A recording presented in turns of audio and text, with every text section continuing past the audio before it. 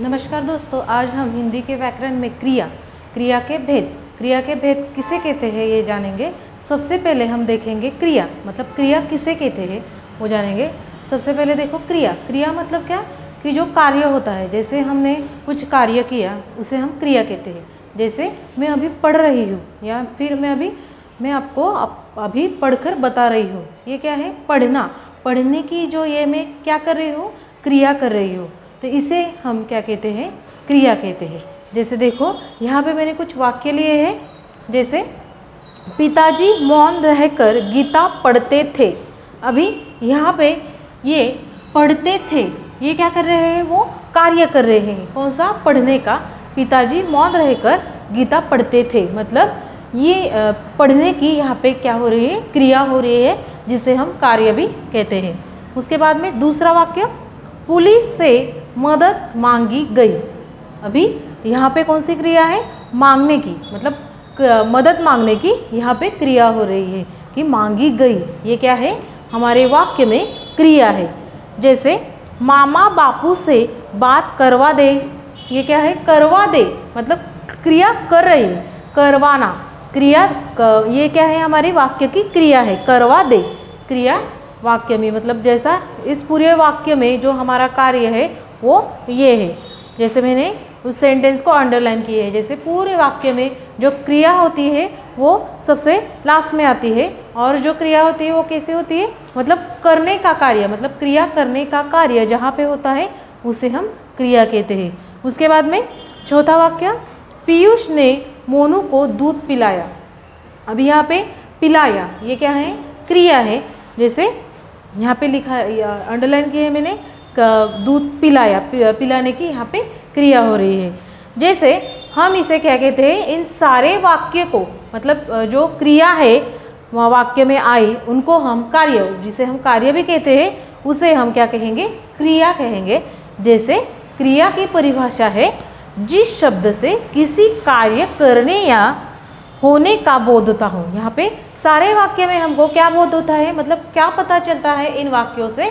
जैसे क्रिया हो रही हो, अथवा हो चुकी हो, अथवा होने वाली हो। इन सिर्फ यहाँ पे ध्यान देना है, क्रिया मतलब जो कार्य है उन पर, वो उसे हम क्या कहेंगे? क्रिया कहते हैं। जैसे फिर से उसकी परिभाषा देखेंगे, जिस शब्द से किसी कार्य के करने या होने का बोध होता है उसे हम क्या कहते हैं? क्रिया कहते हैं। क्रिया मतलब क्या? कार्य। इन सारे वाक्यों में कार्य है। ज़्यादातर कार्य जो होती है, क्रिया जो होती है वो लास्ट में आती है वाक्य के, उसे हम क्या कहेंगे? कार्य, क्रिया। उसके बाद में देखो क्रिया के मूल रूप के धातु। अभी क्रिया को मतलब किस प्रकार हम क्रिया को बदलते हैं। जैसे क्रिया के मूल रूप को धातु कहते हैं, उनका जो मूल रूप दिया जाता है उसको हम क्या कहते हैं? धातु कहते हैं। जैसे हम मतलब बाद में उसके सेंटेंस देखने ही वाले हैं। जैसे यह धातु लिंग, वचन और काल के अनुसार बदल जाती है। जैसे लिंग के अनुसार, जैसे देखो यहाँ पे मैंने कुछ वाक्य लिए हैं। लिंग के अनुसार हम क्रिया को किस प्रकार बदलते हैं। जैसे सिद्धार्थ पढ़ता है। अभी यहाँ पे क्रिया जो है वो कौन सी है? पढ़ता है। अभी लिंग के अनुसार बदल दिया जाए ये वाक्य, मतलब सिद्धार्थ की जगह अगर हमने कोई लड़की ली, लिंग के अनुसार मतलब क्या? एक लिंग के अनुसार मतलब लड़का लड़की, ऐसा अगर हमने बदला। जैसे सिद्धार्थ की जगह यहाँ पे मैंने मंजू लिया है, तो यह वाक्य की क्रिया क्या हो जाती है? बदल जाती है। जैसे सिद्धार्थ पढ़ता है, ये वाक्य की क्रिया है। उसके बाद में लिंग के अनुसार बदल दिया जाए तो वाक्य में मंजू की जगह, मंजू सिद्धार्थ की जगह हमने मंजू लिया है, तो मंजू के बजाय यहाँ पे क्या होगा? लिंग बदल जाता है। जैसे मंजू पढ़ती है। उसके बाद में क्या होता है? मूल रूप को धातु कहते हैं। जो उसका मूल रूप है उसे हम क्या कहते हैं? धातु कहते हैं। जैसे ये क्या है? पढ़ता। ये क्या है? पढ़ जो है इसका मूल रूप है। उसके बाद में पढ़ता है, ये क्या है? क्रिया है। हम मतलब आगे देखने ही वाले हैं उसका मूल रूप में हम किस प्रकार बदलते हैं। उसके बाद में मंजू, लिंग अनुसार हमने अगर सिद्धार्थ की वजह हमने मंजू लिया है तो मंजू का क्या होगा? पढ़ती है। उसके बाद में मैंने यहाँ पे वचन के अनुसार बदला है। जैसे देखो उदय पढ़ता है, और वचन के अनुसार यहाँ पे एक वचन मैंने लिया है उदय। अनेक वचन यहाँ पे आएगा, जैसे नलिल और सलील। अनेक वचन में क्या आएगा, पढ़ता का पढ़ते होगा, जैसे पढ़ता है, सलील पढ़ते हैं। दोनों क्या हो रहा है, मतलब यहाँ पे एक के वजह दो आया है, तो हमने क्या किया है, कार्य जो है, क्रिया जो है वो बदली है। जैसे पढ़ता, उसके बाद में मतलब क्रिया ज़्यादा, दो व्यक्ति यहाँ पे आए, इसीलिए मैंने पढ़ता के बावजूद यहाँ पे मैंने पढ़ते लिए है। उसके बाद में अगर हम काल के अनुसार बदल दिया जाए, जैसे सलील पढ़ता है, ये क्या है, एक वर्तमान काल है, पढ़ता है, क्योंकि क्रिया वर्तमान में काल में मतलब चालू है। जैसे सलील पढ़ता है, ये वर्तमान काल है। उसके बाद में अगर हमको भूतकाल में लेना हो तो वो क्रिया किस प्रकार आएगी, जो हमारा वाक्य है, जैसे सलील पढ़ता था, मतलब पढ़ता था, पढ़ता है, यहाँ पे है। उसके बाद में भूतकाल में यहाँ पे क्या होगा, था हो जाएगा। उसके बाद में भविष्य काल में यही क्रिया का क्या हो जाएगा, उदय पढ़ेगा, मतलब आने वाले काल में यह जो क्रिया है वो क्या हो जाएगी, बदल जाएगी। जैसे उदय पढ़ेगा, पढ़ता था, पढ़ता है, उसके बजाय यहाँ पे क्या आएगा, पढ़ेगा, मतलब आने वाले काल में यह जो क्रिया है वो क्या हो जाएगी, बदल जाएगी। तो इस प्रकार मूल रूप धातु कहते हैं, और धातु के लिंग काल के अनुसार हम क्या करते हैं, क्रिया को बदल जाती है। मतलब जो क्रिया है, जो कार्य है, पढ़ता है, पढ़ेगा, लिंग के अनुसार, वचन के अनुसार और काल के अनुसार बदल दिए जाते हैं। जैसे उनकी जो क्रिया है वो अलग अलग हो जाती है, मतलब वैसी रहती है, परंतु उसकी जो कार्य है, जैसे आने वाले काल में अलग होगा, मतलब ऐसे सेंटेंस आते हैं। तो इस प्रकार क्रिया किसे कहते हैं वो हमने जाना। उसके बाद में क्रिया के जो भेद है वो हम देखने वाले हैं।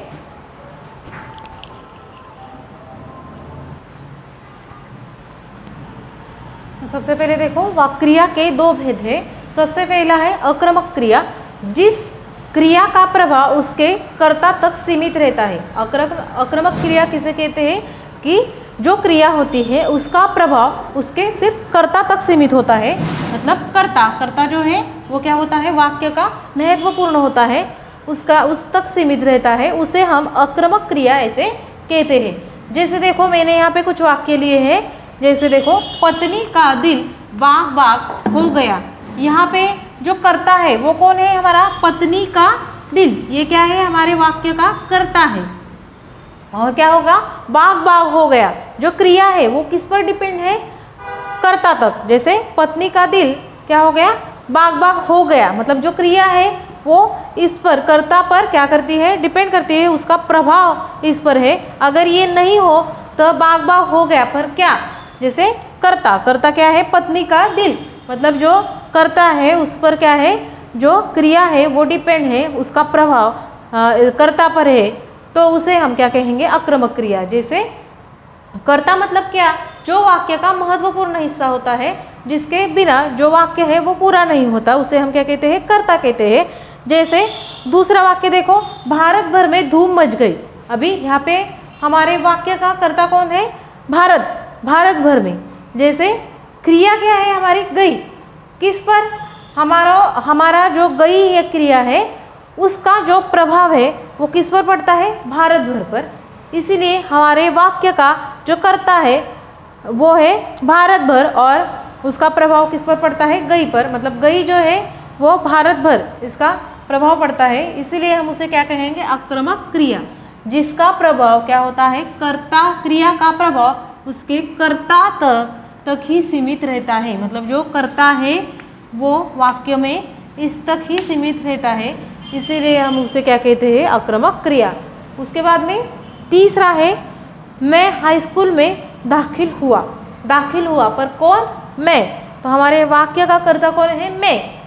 तो यहाँ पे जो कर्ता है उसका प्रभाव मतलब जो कार्य है उसका प्रभाव कर्ता पर पड़ता है, इसीलिए ये क्या है, हमारी आक्रामक क्रिया। अभी कभी कभी जो मतलब क्रिया होती है, कुछ क्रिया जो होती है वो सदैव आक्रामक रहती है। वो क्रिया किस प्रकार हम पहचाने, जैसे उठना, दौड़ना, सोना, रोना, हंसना, जीना, ये क्रिया क्या होती है, सदैव आक्रामक होती है, इसीलिए हम उसे आक्रामक क्रिया कहते हैं। जैसे तुमको यह जो है वो ध्यान में रखना होगा, जैसे कुछ क्रिया होती है वो सदैव क्या होती है, आक्रामक होती है, ये आपको क्या करना है, ध्यान में रखना है। जैसे उठना, बैठना, सोना, रोना, हंसना, जीना, मरना, कूदना, डरना, जागना, यह क्रिया क्या है हमारी, सदैव क्या होती है, आक्रामक होती है। इसीलिए हम उसे क्या कहेंगे, आक्रामक क्रिया ऐसे कहेंगे। जैसे देखो उसको क्रिया को किस प्रकार पहचानेंगे, जैसे जिस वाक्य में कोई भी कर्ता न हो या फिर कभी कभी वाक्य में कर्ता ही दिया नहीं होता है, वहाँ पे अगर उठना, सोना, बैठना ऐसी क्रिया उस वाक्य में आई तो हमको पहचानना है कि वो क्या है, आक्रामक क्रिया है। जैसे देखो यहाँ पे मैंने एक वाक्य लिया है, अमरनाथ उठे और चल पड़े। यहाँ पे कोई भी मतलब क्रिया दी गई है, जैसे पढ़े ये क्रिया है, परंतु यहाँ पे जो है कर्ता मतलब जो है वो अमरनाथ है, परंतु यहाँ पे कर्ता तक कर्ता नहीं सीमित नहीं है। जैसे अमरनाथ उठे, उठना यह क्रिया आई है, इस पर सीमित नहीं है। जैसे ये क्या है, हमारे वाक्य का कर्ता है, परंतु अमरनाथ उठे ये भी उन्होंने क्या की है, क्रिया की, कार्य की है, वो उस पर सीमित नहीं है। इसीलिए हम उसे उठना यह क्रिया आई है, इसीलिए हम उसे क्या कहेंगे, आक्रामक क्रिया। मतलब उठे और पढ़े ये क्या है, दो क्रिया है, परंतु उठना यह किस में आती है, आक्रामक क्रिया में आती है। जैसे इस प्रकार आक्रामक क्रिया पहचाने जाते हैं। उसके बाद में हमारा दूसरा है सक्रमक क्रिया, मतलब जो वाक्य का क्रिया का जो दूसरा भेद है वो है सक्रमक क्रिया। जैसे देखो